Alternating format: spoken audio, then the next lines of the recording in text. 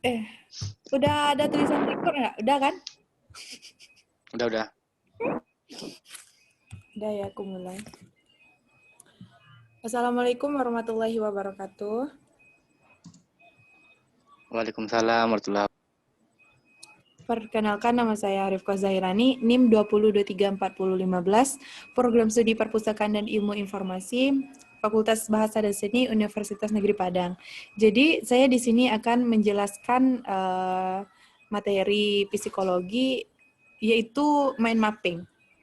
Sebelumnya, saya akan men-share PPT saya terlebih dahulu. Mohon ditunggu ya, teman-teman.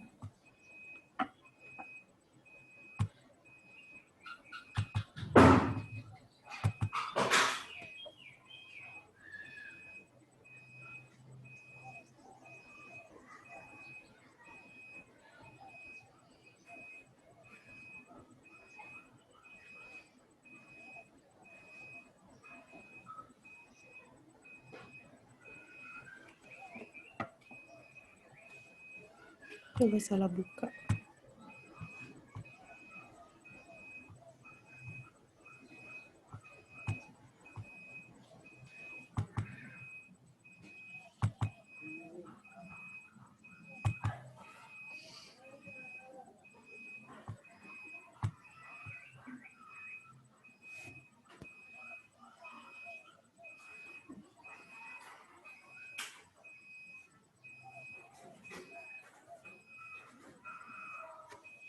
Mohon maaf menunggu lama, teman-teman.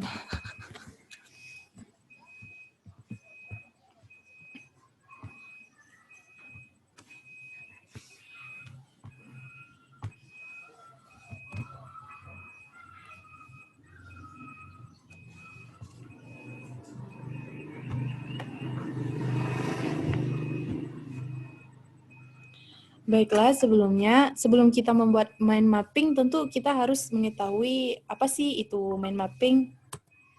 Jadi, menurut para ahli, yang pertama, yaitu menurut Tony Buzan. Tony Buzan menjelaskan bahwa mind mapping adalah suatu teknik yang digunakan dengan tujuan mengembangkan aktivitas berpikir pada tiap individu yang pada awalnya hanya mengarah pada satu arah, lalu dikembangkan menjadi berbagai arah, serta untuk menerima berbagai macam ide ke dalam beragam sudut pandang.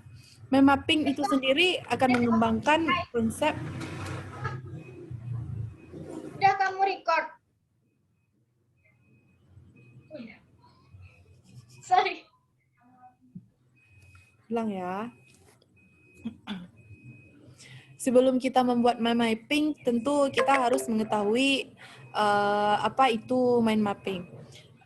Menurut para ahli, yang pertama yaitu menurut Tony Buzan, menjelaskan bahwa mind mapping adalah suatu teknik yang digunakan dengan tujuan mengembangkan aktivitas berpikir pada tiap individu yang pada awalnya hanya mengarah pada satu arah, lalu dikembangkan menjadi berbagai arah, serta untuk menerima berbagai macam ide ke dalam beragam sudut pandang. Mind mapping itu sendiri akan mengembangkan konsep berpikir yang bercabang dan lebih kreatif. Metode ini juga memiliki istilah peta map, yang di dalamnya berisi seperangkat alat berpikir yang berguna untuk kehidupan, khususnya dalam memahami sesuatu, baik itu pelajaran ataupun pekerjaan. Yang kedua yaitu menurut Elsie Berman.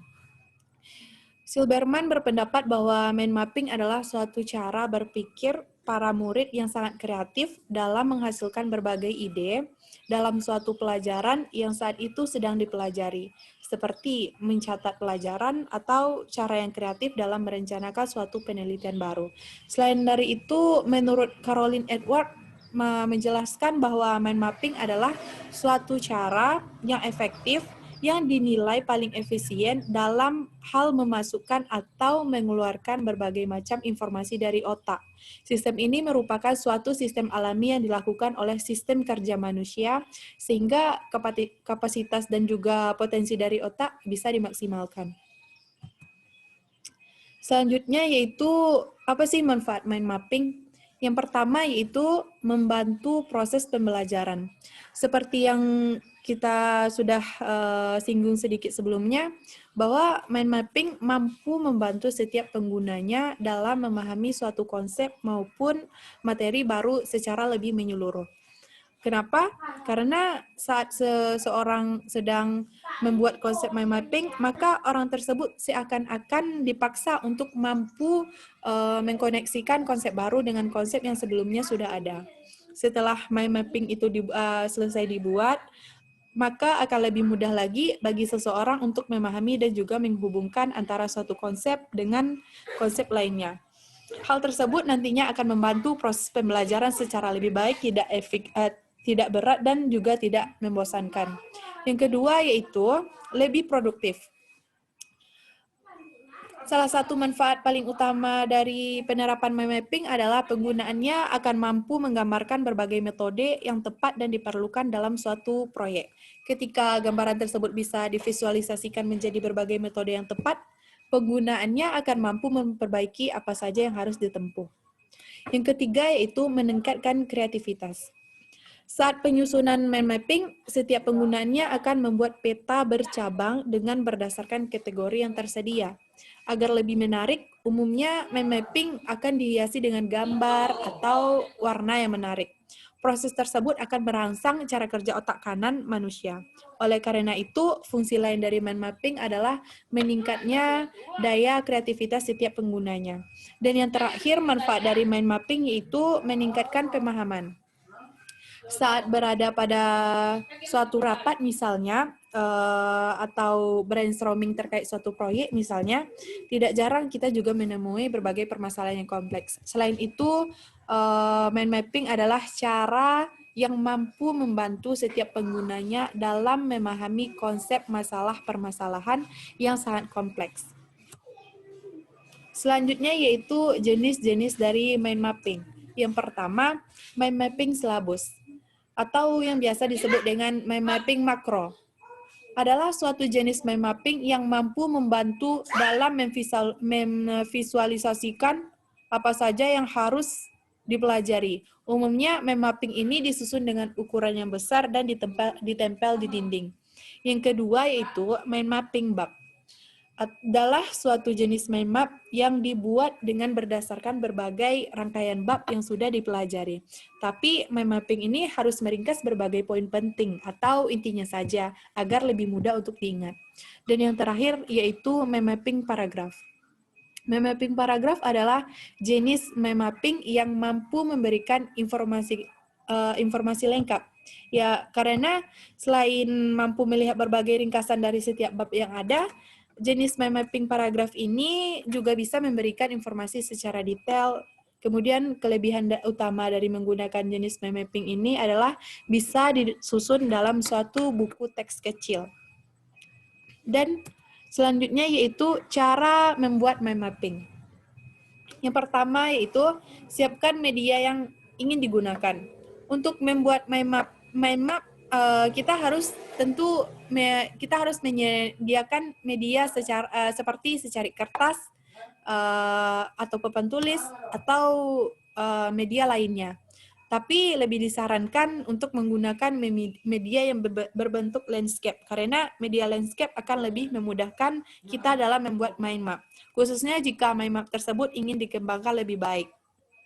Yang kedua yaitu tentukan tema mind map. Selanjutnya, kita harus menentukan konsep ataupun tema besar yang akan menjadi inti utama dari mind map yang kita buat. Pastikan untuk menempatkan tema ini di tengah-tengah kertas atau di papan tulis atau media yang kita gunakan. Tujuannya adalah untuk memudahkan penulisan cabang-cabang yang lainnya. Dan yang ketiga, tentukan subtemanya. Setelah selesai menentukan tema utama, maka kita juga harus menentukan tema turunan yang akan dihubungkan dengan suatu garis-garis cabang. Saat membuat cabang tema ini, usahakan untuk tidak membuat garis yang lurus. Tujuannya agar mind map kita tidak terlalu kaku dan lebih memudahkan kita dalam memahami konteks lainnya. Yang keempat yaitu gunakanlah warna yang menarik. Penggunaan warna yang menarik adalah salah satu tips agar mind map yang kita buat bisa digunakan semaksimal mungkin. Sebagai contoh, kita bisa membuat mind map dengan tema utama marketing. Nah, subtema yang bisa kita digunakan adalah digital marketing, content marketing, atau yang lainnya dengan menggunakan warna hijau dan warna merah. Selanjutnya, subtema lain dari masing-masing tema tersebut akan bisa disesuaikan dengan topik utamanya. Dan yang terakhir yaitu tambahkan gambar. Selain warna, gambar juga mampu membantu otak kita dalam mengasosiasikan berbagai tema yang sudah kita buat dengan mudah. Gambar simbol juga bisa kita gunakan untuk memperoleh efek tersebut. Selain itu, gambar juga bisa digunakan untuk mengganti kata-kata, sehingga mind map yang kita buat akan lebih menarik. Dan kesimpulannya yaitu, mind mapping adalah suatu cara yang menginkorporasikan seluruh bagian otak, baik itu otak kanan maupun otak kiri, agar bisa menerima berbagai jenis ide baru yang lebih luas. Segala bentuk visual yang disusun dalam mind map mampu membantu siapa saja dalam mengatur berbagai informasi baru yang diterima dan ditetapkan ke dalam tema besar yang ada di dalam pembahasan tersebut. Setelah suatu tema ditentukan, maka mind map mampu membantu penggunanya dalam memecahkan berbagai rincian dari tema dan memahami konsep di dalamnya secara menyeluruh. Untuk itu, tujuan utama mind map adalah agar siapapun individu yang menggunakan teknik ini mampu mendapatkan materi secara lengkap dan menyeluruh dan tidak hanya berdasarkan hafalan saja. Baiklah teman-teman, itulah hasil presentasi saya, yaitu mengenai mind mapping. Saya sudahi dengan Assalamualaikum warahmatullahi wabarakatuh. Wabarakatuh. Waalaikumsalam warahmatullahi wabarakatuh. Kira tadi map mapping itu pakai map mapping presentasinya, bukan